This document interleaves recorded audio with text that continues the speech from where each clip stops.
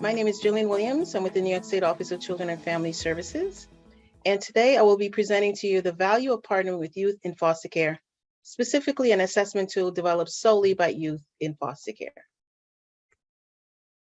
I will share with you a little bit about myself, the goal of my research project, review of any literature. I will also present to you the methodology I used for my project, results, and lastly, lessons learned and next steps. So this is me.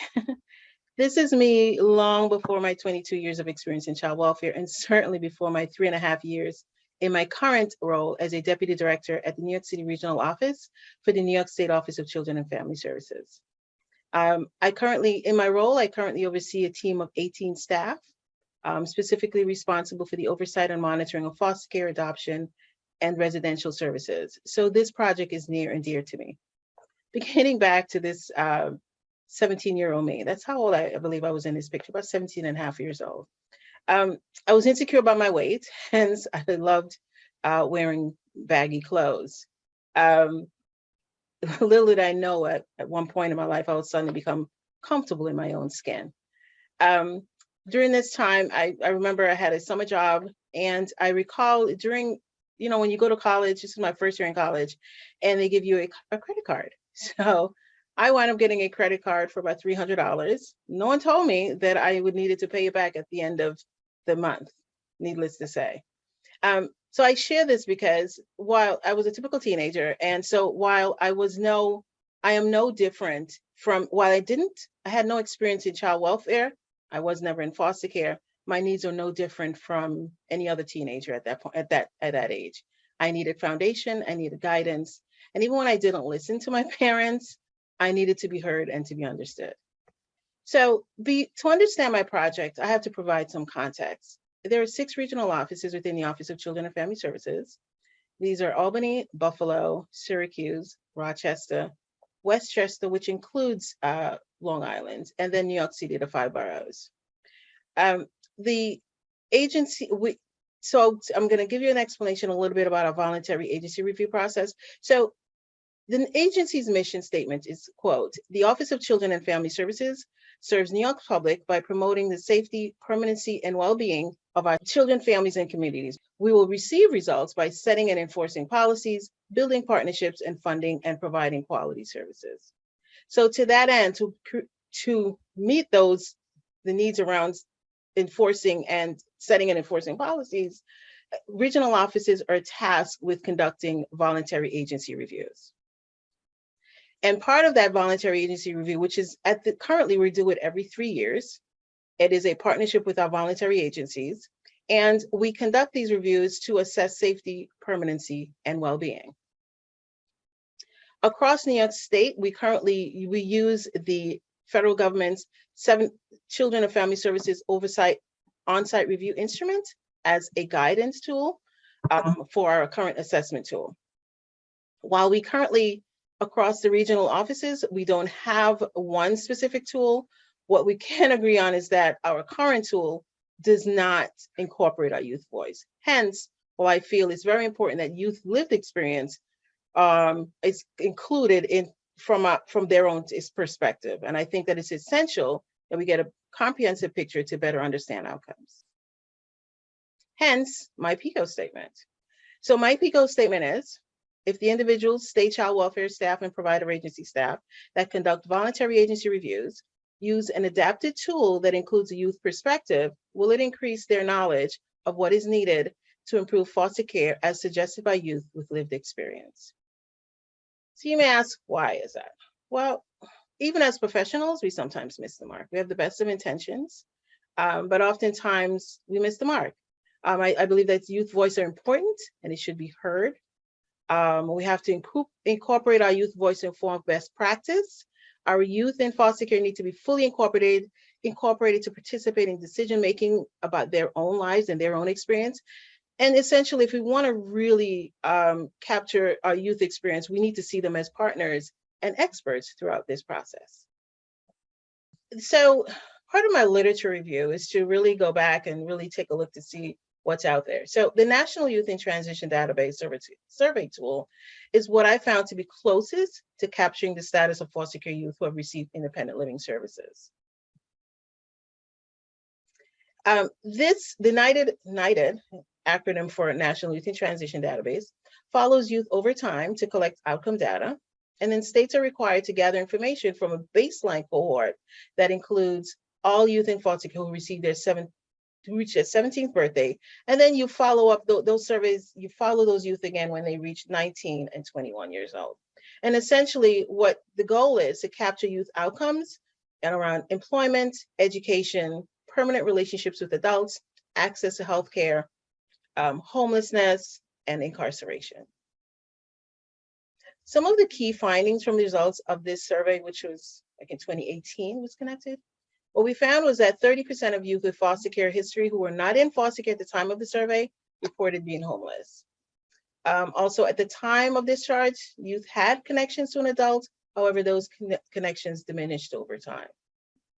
And what we also learned across those cohort of young adults eligible to participate is that New York State continued to struggle to survey youth who have left foster care. Essentially, it was difficult to find them, to get them to participate, even though they had originally participated at 17, and then we're following them at 19 and 21, and once they leave, it was difficult to find them again. So we struggled with that as a state. So to create a consistent approach to child welfare practice across New York State, OCFS practice model outlines outcomes to be achieved. And well-being outcome purports that children are cared for in safe, permanent, and nurturing environments that meet their needs. And as youth transition to adulthood, they benefit from services that promote healthy development, emotional well-being, financial stability, education, and safe living conditions. So what I've concluded from my literature review is that while there has been data gathered from youth in various target population and experiences, there's no specific data that is aligned with my proposed action research plan. And I believe that a youth-led assessment tool could potentially contribute to greater understanding of service needs, meet the outcomes defined in the New York State Child Welfare Practice Model, and fill the gaps in information that aren't covered in the NYTD survey. Especially since according to the findings, it's a missed opportunity because we aren't able to find those youth once they leave foster care. So in order to accomplish this project, I needed to reach our youth. So each regional office has a youth engagement specialist, YES, as we call them, another acronym. And so I was able to partner with our youth engagement specialist to pull in youth from our youth advisory board. Our youth advisory board is made up of 15 current or former youth in foster care, ages 18 to 24 from across the state, who advise and collaborate with OCFS on policies related to foster care.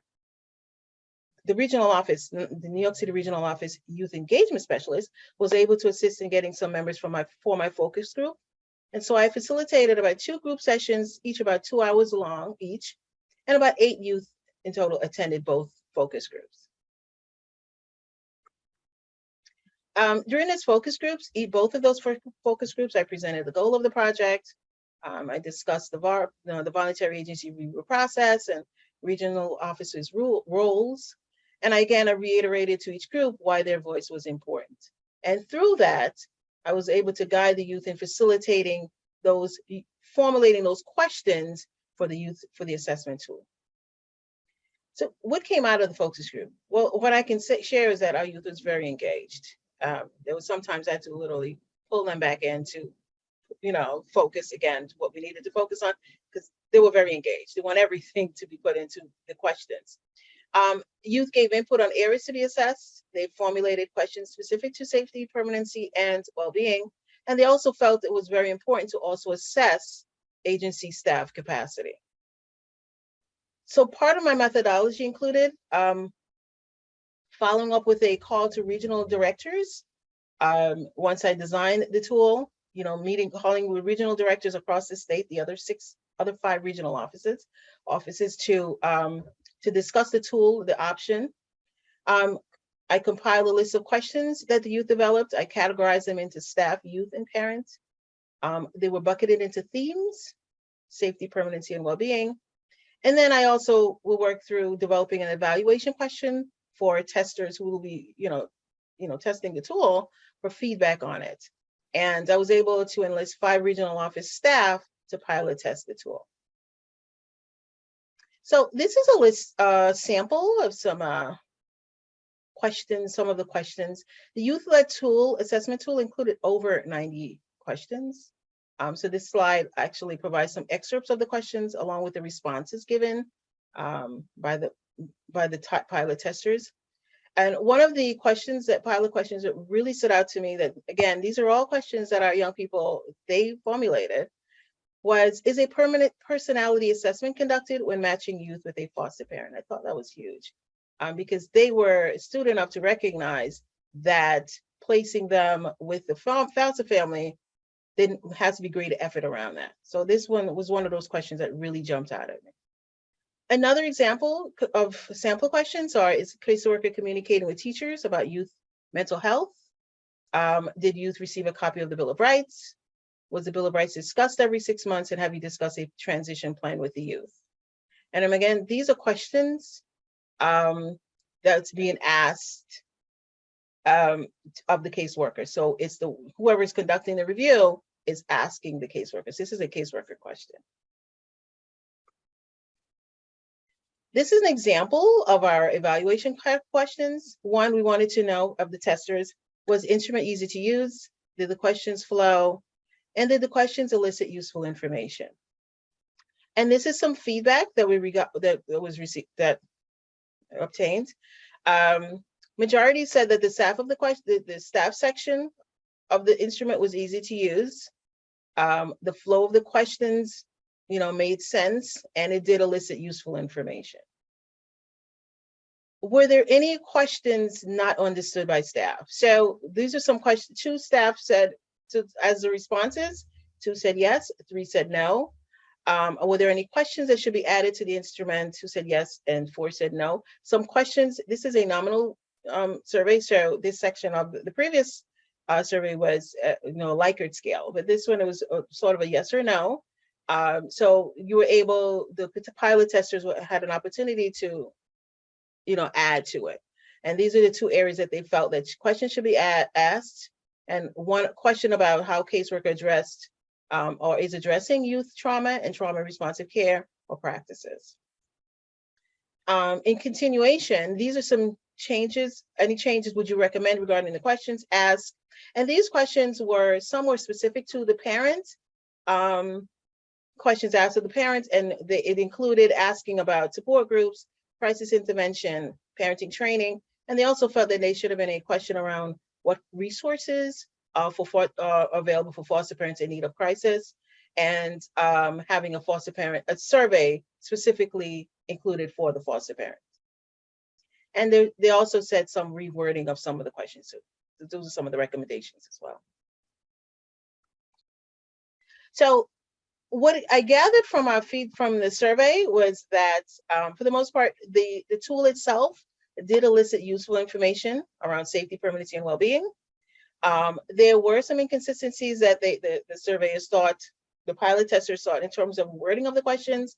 Specifically, they wanted it to include, the questions should be consistent for staff and youth around permanency planning, treatment, transition plans, and significant connections, and also being mindful of the capacity of, the youth developmental capacity. Are they able to understand the question? And what they felt also were missing were questions on services youth requested but did not receive. There were no adoption discussion questions, and also questions around cultural competence. Some challenges. The project itself went on for a year, but there's some time constraints because there are things that you have to do within a specific period of time. And so because of that, those time constraints is some ripple effect. So the time constraints were that we weren't able to get access to more youth to participate and give more input. Because of those time constraints, we weren't able to pilot test. Only 2 of the 6 regional offices pilot tested the tool. And again, because of those challenges, there were no opportunity to retest the instrument. Once surveyors gave us input, it was not an opportunity to make any tweaks and go back and retest it. Some lessons learned, oh my goodness. So what I've learned is that our youth are committed in having their voices heard. We have gained invaluable insight from our youth through this process. And we really were able to incorporate additional areas to be included to be assessed. So my next steps. So fulfilling my vision, going back, I want to partnering with youth engagement specialists across the state because they're key because they have that ongoing relationship with the Youth Advisory Board and our youth across the state. Getting recommendations, going back to our Youth Advisory Board and letting them know what our findings were, what was the feedback, and getting in recommendations from them. As I mentioned early on, I'm part of this statewide work group. And so I would want to bring this back to our statewide work group that I'm currently part of. Ideally, I would love to see joint trainings with youth ideally really being explored as facilitators. And if we want to have true partnership through this process, have our youth as experts and being incorporated in all aspects of our monitoring work. Essentially, how I envision it, how I would see it in my vision would be to have a youth, when we're doing this review, having a youth to be part of this review as well. So and I am so thankful and appreciative of what the Minority Professional Leadership Development has done for me, both professionally and personally. I have a much more expanded knowledge about the historical framework of child welfare. I have now more resources that have been added to my toolbox. Working with a team, a large regional office with so many kids in care and so many areas to work through, being able to perfect my leadership skills and improve my decision-making is tantamount. One of the things I also learned through this process was breaking down policies. How do we go from soup to nuts in creating a policy? What does that entail? Again, a greater capacity to inspire others and the wealth of networking opportunities that's available. And that I'll never lose that. And personally, I'm growing. When you know more, you do more. So, and you're more confident when you're presenting yourself. So personally, those are some of the things that my participation in this cohort has done for me. I will end with this quote that I came across from the late Archbishop Desmond Tutu, and it says, "Give young people a greater voice. They are the future, and they are much wiser than we give them credit for." Thank you. These are my references. Thank you.